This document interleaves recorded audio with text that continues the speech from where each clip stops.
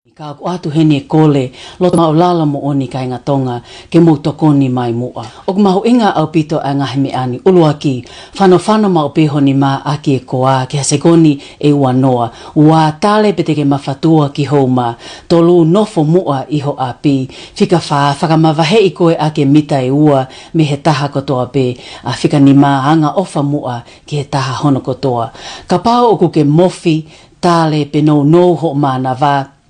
pete ke mafatua pe fofonu ho ihu ka take mua o telefone ki ho toke ta o mo te ke alu ki kliniki pe ko fale mahaki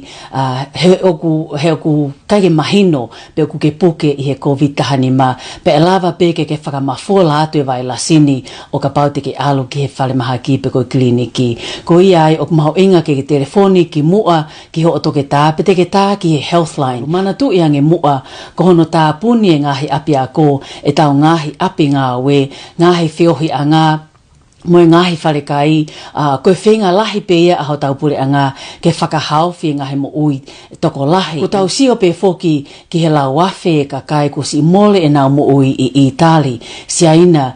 pia ko kamata foki ke lahi pa mo mole e mo ui i Australia. Koe whakamanato atu pe mua kai ngā tonga. O mahu inga ulua ki ke whanawhana ma o peho ni ma ake koa ua. Tale pe mafatua ki hou ma, whika tolu nofo ma umua i ho api, whika whakamawahe i koe ake mita e ua me he taha hono kotoa, pia whika ni maanga ofa mua ki he taha hono kotoa. Koe koviti taha hiva, koe mahaki whakatu ta maki, koe iai ka ngā tonga, mu ka taki pe mua, ke tau ngaue whakataha, ke tau i ai vai lasi koe ni, o whakawhalau atu heni e ofa me he pule anga, mu tau hile lei pia o atu ai talamonu, mo e ofa ki he taha tonga hono kotoa pe tua ofa e ki atu malo o pito.